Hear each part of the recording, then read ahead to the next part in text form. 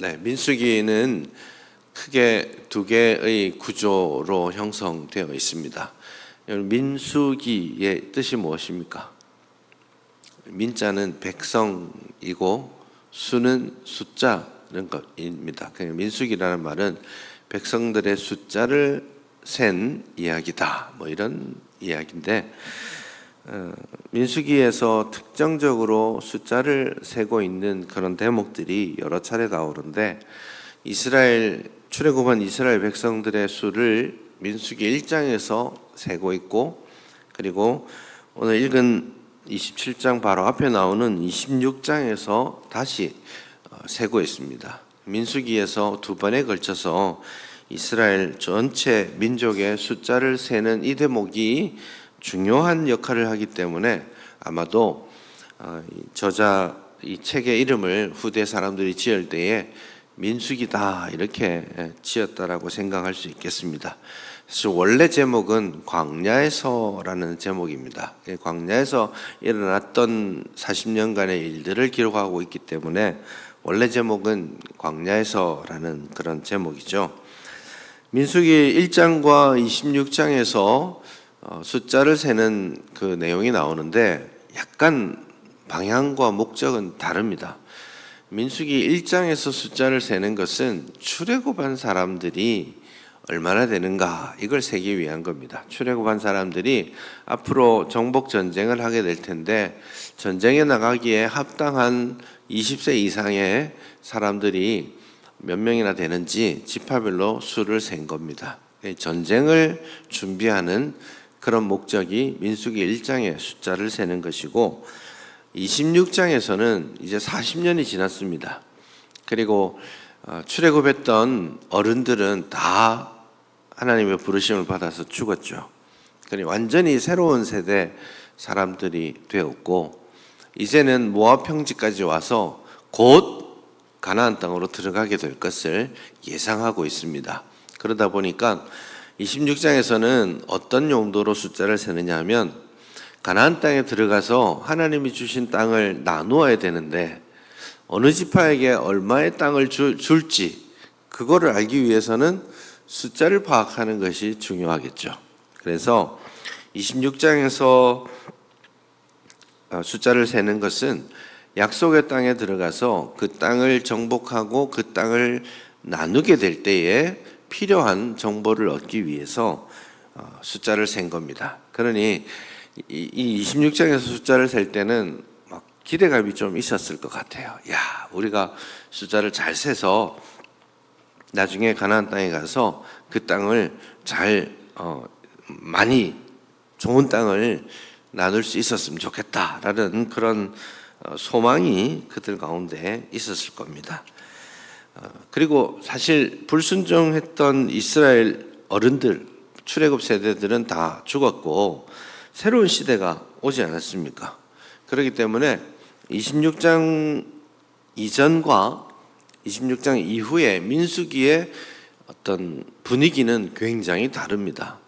26장 이전은 옛 세대가 죽어가는 거기 때문에 26장 이전의 많은 내용은 어떤 내용들로 주로 채워져 있냐면 이스라엘의 불신앙, 불순종, 반역, 그로 말미암는 심판, 이런 것들이 전반부에 지배적으로 나타납니다. 하지만 26장에 새로운 세대가 왔잖아요. 옛 세대는 가고 새 시대가 도래했다라고 선포하고 있기 때문에 26장 이후에 나오는 모든 이야기에는 굉장히 밝고 희망적입니다. 전쟁에 나가는 족족 다 이기고요, 아무도 심판받았다는 이야기 자체가 존재하지 않습니다. 그래 의도적으로 민수기는 26장 이 숫자를 세는 이 대목 전과 후를 완전히 갈라놓고 있죠. 그런 맥락에서 이 이제 26장부터 36장을 보는데 굉장히 뜻밖의 내용이 이 전체 이야기를 관통하고 있다라는 걸 느끼게 됩니다. 오늘 27장을 읽었는데요, 인구 조사를 하고 첫 번째로 언급하는 대목이 다른 이야기가 아니라 슬로보와 딸들의 이야기입니다. 12절을 보시면 모세의 후계자인 여호수아를 세우는 대목이 나옵니다. 그러니 사실은 새 세대가 왔어, 새 시대의 지도자는 누구야? 이렇게 말하는 게 지극히 당연한 순서일 것 같은데, 그 이야기보다 먼저 슬로보핫의 딸들이 요청하고 있는 이 내용이 본문에 소개되어 있습니다.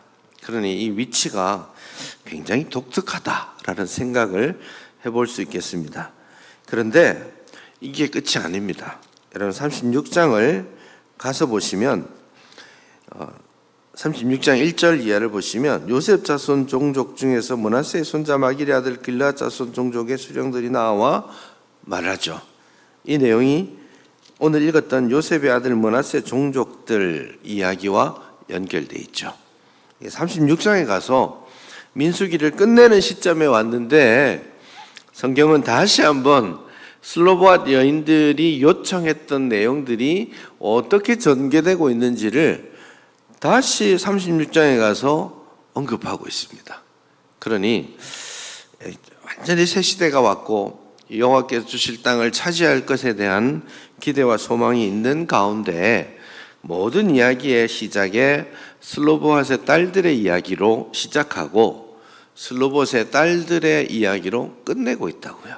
그런 맥락에서 오늘 본문은 어떤 의미에서는 신학적으로 민수기 후반부에 굉장히 중요한 진리를 의도적으로 가르치고 있다라고 볼 수 있겠습니다. 도대체 슬로보앗의 딸들이 무엇을 했는지에 대해서는 오늘 본문을 간단하게만 요약하면 이런 것입니다. 슬로보앗, 요셉의 종족 중에 슬로보앗이라는 사람이 있었습니다. 사람 이름입니다. 슬로보앗이라는 사람 이름이고, 아마도 여러분 혹시 성경에 좀 지식이 좀 있으신 분들은 슬로보앗이 지금도 있는 이스라엘 땅에 가장 온 천지에 있는 꽃 이름이기도 합니다. 그래서 슬로보앗은 꽃의 이름이기도 하고 사람의 이름이기도 합니다. 여기서는 슬로보앗이라는 사람이 있었는데 이 사람이 아들을 낳지 못하고 딸만 5을 낳았습니다. 아마도 이 시대 요즘도 그런 경우가 있잖아요. 아들 낳을 때까지 쭉 이제 열심히 생산을 하고 아들 낳고 싶어 가지고 이름을 아들 비슷한 이름을 짓기도 하기도 하고, 혹은 이제는 끝내라 이런 이름도 쓰기도 하고 이렇게 했던 시절이 있지 않습니까? 그러다 보니까 한 번씩 딸 부잣집 있습니다. 아들 5집은 별로 없어도 딸 5집은 좀 있는 편 아닙니까? 이 슬로보앗도 딸을 5이나 낳았습니다. 이름까지 여기 소개가 되고 있어요. 이 사람들의 이름들이 여기서도 나오고 36장에서도 나오고 여호수아에서도 나오고 여러 차례 반복적으로 이름이 나옵니다. 그러니 이 남성 중심 사회에서 딸 5을 낳고 죽게 되니까 문제가 생깁니다. 법적인 문제죠. 상속을 해줘야 되는데 죽은 아버지의 기업을 이을 아들이 없는 겁니다. 요즘은 이게 우리나라에 어울리는 법이 아니지만 사실 이런 경우들이 오랫동안 있어 왔죠. 우리나라에도 호주 제도가 있었지 않습니까? 지금은 없어졌습니다. 2005년에 없어졌으니까 오래된 이야기가 아니에요. 겨우 20년 전에 호주 제도가 사라지게 되고 그 시행은 2008년부터 시행되긴 했지만요. 어쨌든 20년 전에 와서야 모든 아들과 딸을 구별하지 말고 똑같이 상속해줘라. 법이 이렇게 정해지지 않았습니까? 그 뭐 상속의 그런 규정들도 있습니다. 아들을 딸에게 먼저 주고 직계 비속에게, 그 다음에 직계 뭐 존속에게, 형제에게 뭐 이런 식으로 법령이 규정되어 있는데, 어쨌든 우리나라만 해도 21세기 사회에 와서도 아들과 딸에게 동등하게 상속권을 주는 것이 20여 년 전의 일이니까, 지금 4,500년 전에 이 시절에 아들이 없이 딸만 놓고 죽었으니까 이 딸들에게 상속할 어떤 법적 근거가 존재하지 않게 된 겁니다. 보통은 아들과 딸들을 어떻게 상속과 관련해서 어떻게 하느냐면 딸은 소위 말해서 시집 가잖아요. 시집 가면 우리나라 사람들도 시집 가면 그 집 뭐가 돼야 된다 뭐 이런 말들 했던 것 같은데, 시집을 가면 그 집에 소속하게 되니까 이 집과는 상관이 없어지는 겁니다. 법적인 부분에 있어서. 그러다 보니까 딸들은 시집 갈 때 결혼지참금을 주게 돼 있습니다. 결혼지참금을 주죠.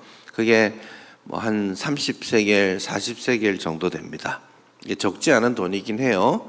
한 1년 연봉이 10세겔 정도 되니까 한 3년치 연봉 정도 이렇게 딸에게 줍니다. 그것은 딸이 이제 나중에 혹시 남편이 먼저 죽게 된다든지 어려운 상황이 되었을 때에 생존을 위한 자금으로 쓰도록 결혼 지참금을 주고 보내고, 나머지 남은 것들은 아들이 영원히 아들들을 통해서 땅을 상속하게 되는 겁니다.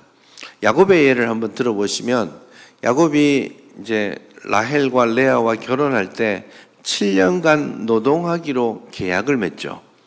그 노동을 조건으로 결혼을 하는데, 그게 소위 말하는 결혼 지참금에 해당됩니다.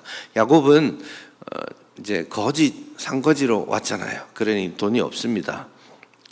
돈이 없으니까 자기가 7년 동안 일을 해서 노동력을 삼촌에게 주고 결혼하겠다 이렇게 말한 거예요. 사실 무리가 있죠. 아까 제가 30, 40세겔이라고 했으니까 3, 4년 정도만 하면 되는데, 라반, 이 돈에 눈이 먼 삼촌이 그것을 잘 이용해서 두 딸을 7년이면 결혼지참금을 다 받는 건데 14년을 일하게 했으니까 심했던 거죠. 어쨌든 그게 결혼지참금에 해당됩니다. 결혼지참금은 주로 돈으로 주게 되어 있습니다. 예외적인 경우가 있습니다. 예외적인 사람이기 때문이기도 한데요. 열왕기상 9장에 가면 솔로몬이 그 바로의 딸과 결혼하는 일이 있습니다. 바로의 딸과 결혼할 때 바로의 아버지가 바로의 딸이니까 바로 왕이 솔로몬에게 결혼지참금을 주는데 통 크게 줍니다. 그때는 바로 왕이 게셀이라는 도시를 점령해서 그 도시를 딱 줍니다.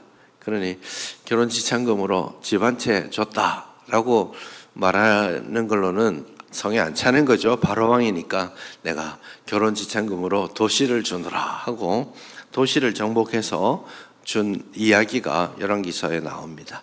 이런 내용들이 소위 결혼할 때 그 당시 오랫동안 고대 근동의 많은 여러 민족들이 공유하고 있던 가치관에 근거해 있는 겁니다. 옳고 그르고의 문제가 아니고 그 당시의 문화 그리고 그 당시의 법 해석에 해당됩니다.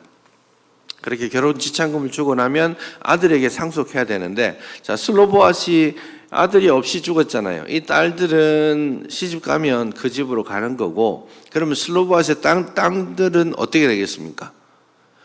다 갈라붙이게 되는 거예요. 형제들이나 아버지의 형제들이나 이렇게 갈라붙이게 되면 슬로보아시 생각하기에는 아버지의 이름이 이제는 공중분해되는 겁니다. 세대를 이어갈 수 없게 된다라는 그런 생각들을 하고, 아버지의 이름을 이어서 아버지의 유업이 약속의 땅에서도 계속될 수 있도록 슬로보아스의 딸들이 요청하게 되는 겁니다. 굉장히 놀라운 이야기죠. 그 당시 입장에서는 이런 요청을 공개적으로 하죠. 2절에 보시면 회막문에 서서 모세와 대제사장 그리고 지휘관들, 회중들이 있는 곳에서 공적으로 문제를 제기했을 겁니다. 아마 그때 그 소리가 진행될 때 사람들이 웅성웅성 했어요. 이게 무슨 소리야 이게? 어떻게 딸들이 땅을 달라고 한단 말이야? 하는 그런 소리들이 막 가득했을 거라고 상상해 볼 수 있습니다. 지금 이야기가 아니고요. 그 당시에는 그랬다 이겁니다. 그렇기 때문에 어떤 의미에서는 대단히 독특하고 충격적인 그 당시 문화나 사회 입장에서 보자면 할 수 없는 생각을 하고, 또 그 당시의 문화나 전통이나 인식에 도전하는 듯한 그런 요청을 지금 하고 있는 것입니다. 지도자들의 입장에서도 어떻게 보면 말도 안 되는 소리를 갑자기 그 사람들이 있는 데서 곤란하게 끄집어내 집에 가! 이렇게 했을 수도 있는데 여기에 나타나 있는 모세의 입장도 대단히 특별합니다. 사실은 모세의 반응도 아주 대단하다라고 말할 수 있죠. 그 사연을 들은 모세가 본문 5절을 보시면 모세가 그 사연을 여호와께 아뢰니라 그렇게 말합니다. 아니 세상에 내가 얼마나 바쁜 사람인데 이런 일로 나를 다 찾아와 이렇게 말할 수도 있겠고요. 그거 내가 보기에는 지금까지 하던 대로 하자. 뭐 굳이 이렇게 사회를 뒤집는 그런 걸 지금 해야 되겠어? 그렇게 결판하고 끝낼 수도 있지 않았겠습니까? 그런데 모세 역시 자기가 평소에 생각해왔던 것들 그리고 처리해왔던 모든 일과 반대되는 이야기였음에도 불구하고 그것을 스스로 판단하고 결정하기보다는 여호와 하나님께 가져가서 그 뜻을 묻고 있습니다. 그런 맥락에서 저는 오늘 본문에 나타나 있는 공동체의 모습이 참 귀하다라는 생각을 합니다. 어려운 문제였잖아요. 사회적으로나 관습적으로나 사람들이 인식하는 바나 여러 면에서 나에게도 재산을 좀 주시오라고 말하는 그렇게 말하는 이 딸들의 이야기가 곱게 보이지 않았을 것인데 그럼에도 불구하고 용기를 내어서 하나님께 이 뜻을 물어봐 달라고 요청하고 있는 이 슬로바스의 딸들의 모습이 아주 귀하게 받아들여지고 있다는 것, 공동체의 아름다운 이미지라고 생각하고요. 평소에 하던 대로 우리 교회 전통이 있는데 우리 교회가 가지고 있는 문화가 있는데 성경적으로 볼 때 이런 게 더 좋지 않을까? 그냥 단순하게 생각하기보다는 모든 제기되는 문제들을 가지고 하나님의 뜻을 묻는 겸손한 지도자가 있는 그런 공동체, 이런 것들이 여러 면에서 참 아름답게 잘 버무려져 있는 새로운 공동체의 모습을 우리가 볼 수 있는 것 같습니다. 물론 여기에서 본질에 해당되는 것도 있습니다.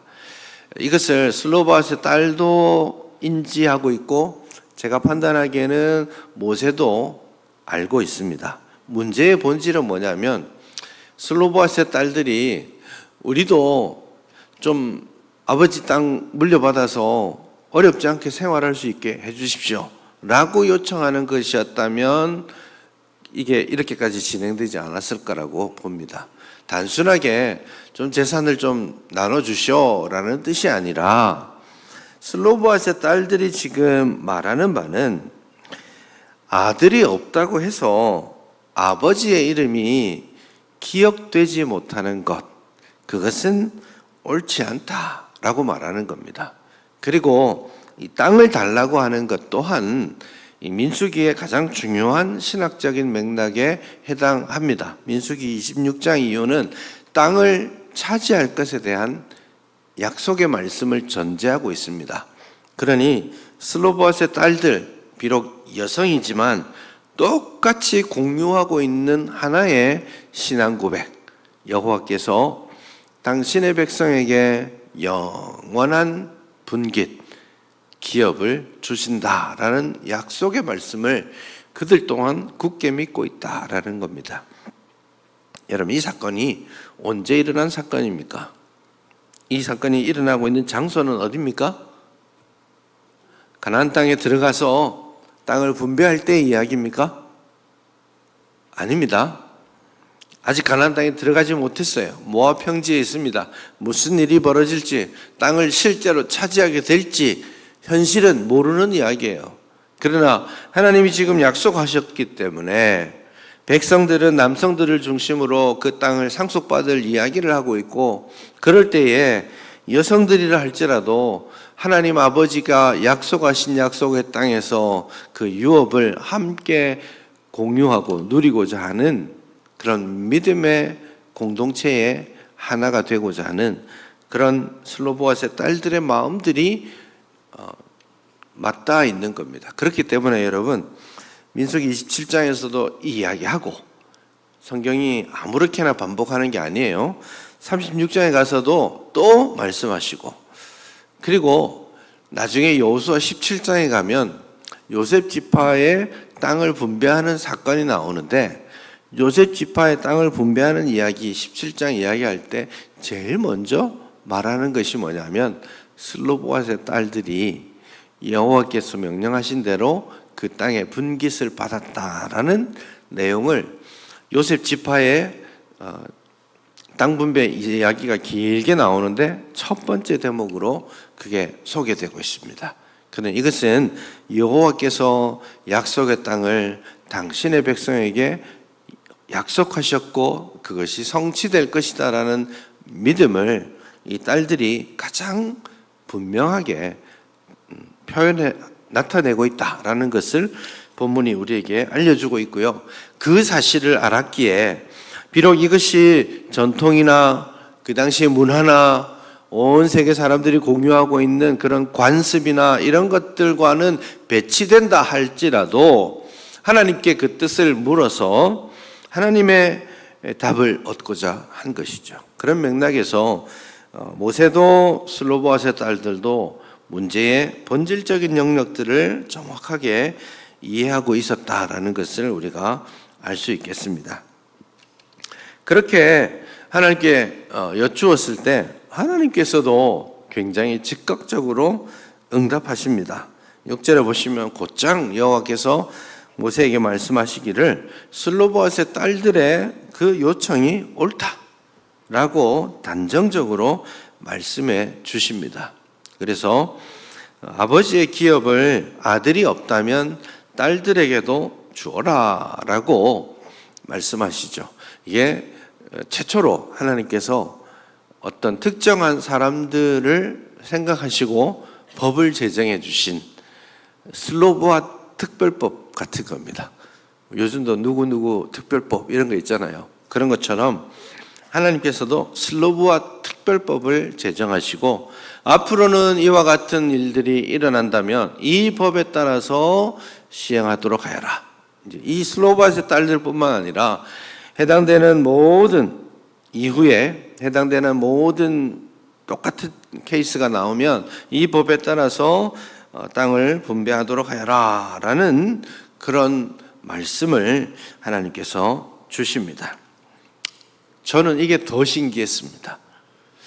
이게 슬로보앗의 요청도 참 귀하고 용기 있고 모세의 응답도 참 겸손하고 지혜롭다 그런 생각을 하는데, 저는 하나님이 응답하시는 이 모습이 훨씬 더 놀라웠습니다. 사실 이스라엘이 법령으로 아들은 상속받고 여자는 못 받아 이렇게 법으로 정해져 있지는 않습니다. 그러나 그게 일종의 지금까지 법 해석에 의해서 해왔던 관습이고 일종의 법입니다. 그런데 하나님께서는 하나님이 허락해 주신 율법들을 좀 더 구체적으로 수정하고 보완하는 것을 허락하신다고요. 이게요, 저는 제가 그랬다면 당연합니다. 저는 모자란 사람이기 때문에 어떤 법을 탁 만들었는데 가만히 생각해 보니까 내가 잘못 생각했을 수도 있잖아요. 그러면 고쳐야 되겠죠. 그래서 세상의 법은 그래요. 그러나 하나님이 어떤 당신의 나라를 통치해가는 데 있어서 그거 좀 바꿀까? 하고 바꾸고 있다라는 말은 하나님이 좀 불완전하신가? 이런 생각을 하기까지 할 만한 일이기도 합니다. 그럼에도 불구하고 하나님은 굉장히 중요한 걸 우리에게 가르쳐주고 계시는 것 같아요. 하나님의 율법은 일종의 헌법과 같습니다. 하나님께서 십계명 주시고 그런 것들 있잖아요. 그러면 그거에 따라서 그 신명기까지 율법이 아주 구체적으로 나와 있지만 그것은 헌법에 해당되고 그 헌법에 대한 특별한 조항들을 추가해 놓은 겁니다. 그런데 이것은 그 시대 사람들에게 맞는 이야기죠. 그러면 성경에 나와 있지 않는 이 시대 사람들, 21세기를 살아가는 우리들은 하나님의 법에 맞추어서 우리의 삶을 비추어 보면 해당되지 않는 일들이 너무 많습니다. 담배 피워도 돼요? 뭐 이렇게 물어봐요. 성경에 안 나오잖아요. 성경에 담배 피지 말라는 말 없잖아요. 그러니까 그런 걸 가지고 성경 말씀으로 어떻게 해석할 것인지에 대해서 우리에게 잘 보여주는 하나의 방식입니다. 율법은요, 어떤 사람을 옥죄고 어떤 사람을 규정하기 위한 용도로 주어진 것은 아닙니다. 율법은 헌법으로서 원리를 제공하고 그 원리에 따라서 그 원리의 기준 아래에서 모든 백성들이 하나님을 사랑하고 이웃을 사랑하며 행복하게 살 수 있도록 주신 제도가 율법입니다. 안식일 제도를 주셨다고 했지만 안식일 제도는 우리 예전에 그러지 않았습니까? 주일에 사 먹으면 안 되고 버스 타도 안 되고 공부하면 안 되고 저 고3 때까지 토요일 12시부터 주일 12시까지 책 안 봤습니다. 주초고사 있어도 시험을 못 치는 안 있어도 나는 주일을 지키라 이러면서 그 주일에는 신문도 안 보고 저녁 드라마도 안 보고 예전에는 그랬다고요. 그렇게 나를 옥죄는 도구로 율법이 주어져 있는 게 아니에요. 그럼 율법은요, 안식일조차도 구약 성경에서도 안식일은 기쁜 날, 즐거운 날이다 이렇게 말씀하죠. 기쁜 날, 즐거운 날인데 너 이거 잘못했지? 너 이거 하면 돼? 안 돼? 옷 열어봐. 너 바늘 있네. 너 율법을 어긴 거야. 이런 식으로 하면 안 된다고요. 그 율법의 정신이 여기에 나와 있는 겁니다. 율법이 주어졌지만 새 시대, 새 사람들에게 새로운 상황들이 주어지면 그것을 조문, 문자 그대로 적용할 것이 아니라 그 사람의 곤고함과 어려움들을 살피고 그 사람들을 위한, 그 사람들이 주의 말씀 안에서 행복하게 살 수 있도록 해주는 원리, 율법의 정신을 좀 더 되새기는 것이 중요하겠다라고 말씀할 수 있겠습니다. 단순히 율법의 조항을 지켰다고 해서 율법을 온전히 지켰다고 말할 수는 없다라는 거예요. 율법이 그때 수정하고 보완하고 그러면서 고치는 게 아니고 앞에 걸 틀렸다고 말하는 게 아니고 그 의미를 더 온전하게 당신의 백성들에게 적용할 수 있도록 해 주시는 겁니다. 그러니 27장에서는 여성의 문제를 가지고 여성에게도 땅을 상속해 주어라 라는 법이 제정됐다면 36장에 가서는 슬로보아스의 삼촌들 있잖아요. 삼촌들이 들고 일어났습니다. 아니 딸들에게 상속을 다 하고 나니까 나중에 이 딸들이 시집가면 땅 가지고 갈 거 아니냐. 그러면 하나님이 우리 지파에게 약속하신 땅이 딸들이 다른 지파로 시집가 버리면 우리 땅이 상실되는 것이니 이 또한 하나님이 주신 의도에 맞지 않는 것 같다. 이렇게 하니까 그렇지. 그러면 하나님이 이렇게 된 딸들이 상속을 받은 경우에는 지파 공동체 안에서만 결혼을 하도록 하여라. 이렇게 다시 말씀해 주십니다.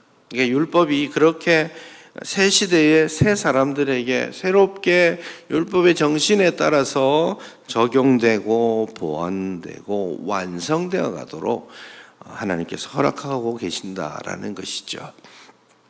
실제로 출애굽기에 나오는 이 성막에 대한 여러 규정들이 있잖아요. 그 규정들 더 이상 구체적으로 실제적으로 지키지 않습니다. 왜냐하면 더 이상 우리는 그러니까 솔로몬 이후에는 성막을 짓지 않고 고정된 성전을 짓게 됐잖아요. 그리고 원리를 새롭게 적용하는 것이지 그 전의 율법을 문자 그대로 지켜야 한다라고 말하는 것 아닙니다. 그것을 잘못 생각하면 성경주의자가 되는 겁니다. 성경주의자는요, 예를 들면 구약에 여성들이 이게 귀걸이, 코걸이, 손, 목걸이 하고 다니는 것을 사치스럽다라고 말합니다. 지금은 그렇게 말할 수 있을까요? 안 되죠. 어디 여자들이 바지를 입고 다녀 이렇게 욕하는 거 나옵니다. 네, 그래서 지금도 여자들은 교회 나올 때 치마 입어야 된다 이렇게 말하면 율법의 정신이 사라지고 율법의 조문만을 가지고 지키고자 하는 성경주의자가 되는 겁니다. 그래서 그런 오해를 하지 않도록 말씀하고 있죠. 근데 교회가 새로운 시대를 맞이할 거예요. 우리 교회도 앞으로 어떤 시대를 맞이할지 모르겠어요. 걱정도 있고 또 기대도 있습니다. 반반입니다. 어쩌면 저처럼 생긴 로봇가 저기 앞에서 주일에 오신 것을 환영합니다. 환영합니다. 이렇게 인사하고 있을 수도 있습니다. 더 이상 여러분 이번 달에 안내 좀 써주세요 하지 않아도 될 수도 있고요. 우리 집사님들, 권사님들 식당에서 밥하느라 진짜 고생하시는데 좋은 날이 올 수도 있습니다. 로봇가 착착착착착 만들어서 그렇게 할 수도 있지 않겠습니까? 진짜 새로운 시대가 올 거라는 생각도 있긴 한데 그런 여러 면에서 사실 성경은 다 말하고 있지는 않지만 교회는 그 여러 모습들에 대한 윤리적인, 도덕적인, 법적인 이런 여러 문제를 고민하면서 답을 찾아가야 할 겁니다.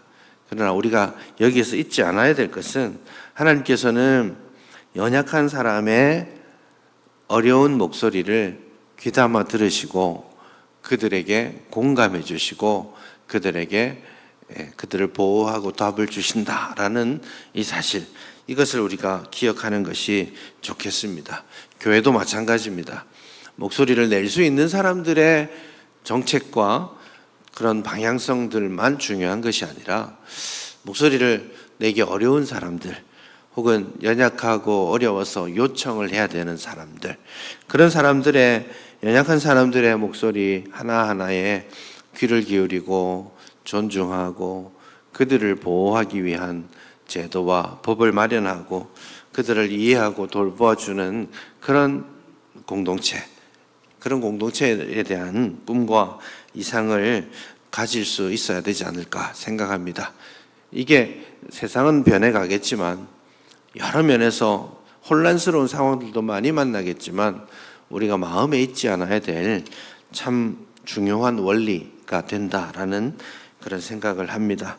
어렵고 힘든 분이 있습니까? 슬로보아스의 딸들과 같은 공감대를 이루는 분들이 있다면 용기 내어서 하나님 앞에 기도하고 또 요청하시는 그런 분위기가 될 수 있었으면 좋겠습니다. 또 리더의 자리에 있다면 스스로 판단하고 또 스스로 결정하는 것 하기 전에 하나님의 뜻이 무엇인지 다시 한 번 더 묻고 기다리는 지혜와 겸손을 가질 수 있기를 바랍니다. 무엇보다도 하나님 아버지께서 연약한 이들에 대한 관심과 보호의 마음을 가지고 계신다는 것 기억하고 그것을 잘 이루어드리는 복된 공동체가 될 수 있기를 바랍니다.